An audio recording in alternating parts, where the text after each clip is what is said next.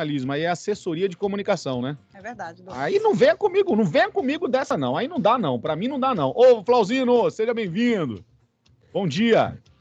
Bom dia, Douglas. Bom dia, Geisa. Bom dia aos ouvintes aí da Moderna FM, que está aí transmitindo via internet para o mundo inteiro, não só para Luiz Eduardo Magalhães.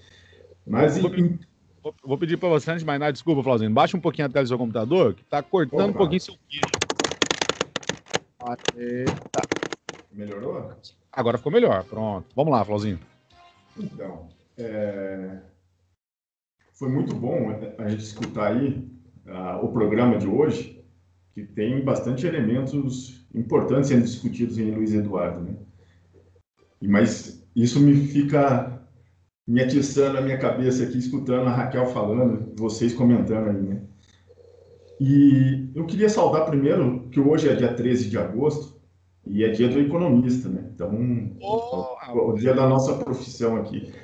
Nós que erramos aqui, né? Eu peço desculpas até, que foi falha nossa aqui. Os parabéns, então, para você e seu nome, parabenizar toda essa classe importante, né, para o nosso país aí. Grande abraço, viu, Flauzinho? Sinta-se abraçado pela gente, né, Geisa? É verdade, Douglas. Obrigado. E, assim, eu achei interessante quem estava falando sobre a vigilância epidemiológica, né, nesse momento. Eu acho que é uma alternativa para auxiliar o distanciamento social. Que no início da pandemia, 65% das pessoas aderiram ao isolamento social. Hoje, após 6 meses de combate ao vírus, não é todo mundo que consegue e nem é todo mundo que tem condições de ficar em casa, isolado, né? Isso tem 25% da população nesse sentido.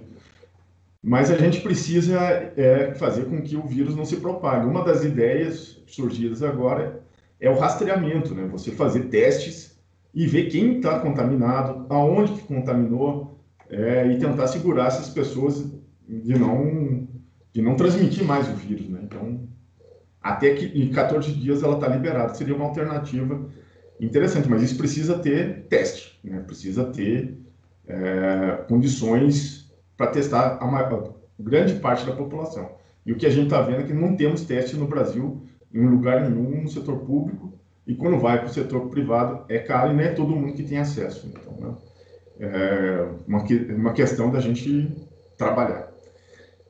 Então, o comentário dessa pessoa que me antecedeu colocou assim: a oferta cria a própria demanda, né?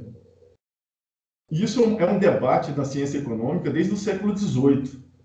Tem uns que falam que a oferta cria a sua própria demanda ou a demanda que cria a oferta, né? Então, é um debate interessante no dia do economista.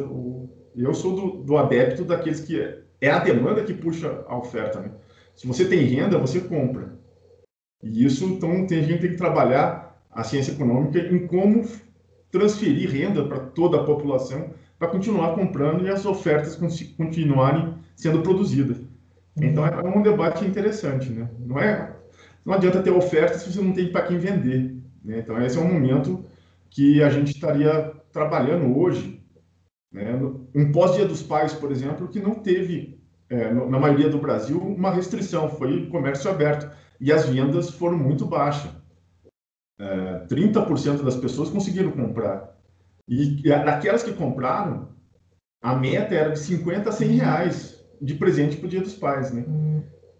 Bem inferior ao Dia dos Pais do ano passado, a 50% abaixo do ano passado. Então, e os pais caíram naquele clichê, né? A maioria das coisas que foram compradas foram vestuário, né? É meia, lenço, camisa, né? Não saiu muito disso, não. Nós, pais, não ficamos assim meio também prejudicados nesse sentido. Então, a economia é uma ciência interessante. Então, a gente está falando sobre isso, mas a coluna capital de hoje, eu estaria preparado, trouxe aqui para nossos ouvintes, Douglas e Geisa, é o seguinte: segunda-feira, o presidente Bolsonaro vetou uma medida provisória que ele tinha, que o Temer tinha conseguido no último ano dele, como presidente do Brasil, de transferir para os cotistas do FGTS 100% do lucro, dos rendimentos do Fundo de Garantia de Tempo de Serviço, né, o FGTS. E ele reduziu para 66% desse lucro. E isso, né, o lucro de 19 para 20, 2019 para 2020, foi de 11 bilhões,300 milhões. Então, só vai ser transferido 7,5 bilhões de reais para os cotistas. Porque o rendimento do Fundo de Garantia ele é garantido por lei, é 3% do total do fundo, mais algumas aplicações, alguns retornos previstos. Então, e vai ser só transferido 66%. No momento de crise, você teria que transferir 100%, né, para que as pessoas tivessem renda. Exatamente aquilo que a gente está conversando hoje. Uhum. E por incrível que pareça, durante muito tempo, o Fundo de Garantia está passando, em termos de rendimento, a aplicações financeiras. A poupança rendeu 4,26% nesse mesmo período. CDB foi 4,10%. E a inflação do período foi 4,31%. Então, todas essas aplicações foram menor do que a inflação. E, além de tudo, na hora que você for descontar essas aplicações, você tem que descontar o imposto de renda.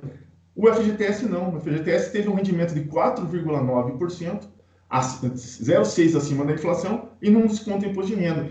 Então, foi um fundo muito bem remunerado nesse período de crise. Então, e eu sei que não é todo mundo que consegue sacar, né? Você tem os saques que são por fim de contrato, desemprego, compra da casa ou aposentadoria, você consegue sacar, ou nesse momento foi permitido R$ 1.000 para a questão do Covid, ou o saque aniversário.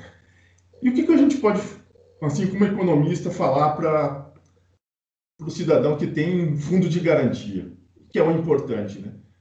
Se você tem a condição de sacar, para pagar alguma dívida que você contraiu a juros muito maiores, né, que é o cheque especial, cartão de crédito, empréstimos, e você tem a oportunidade de sacar e quitar, isso é um bom negócio.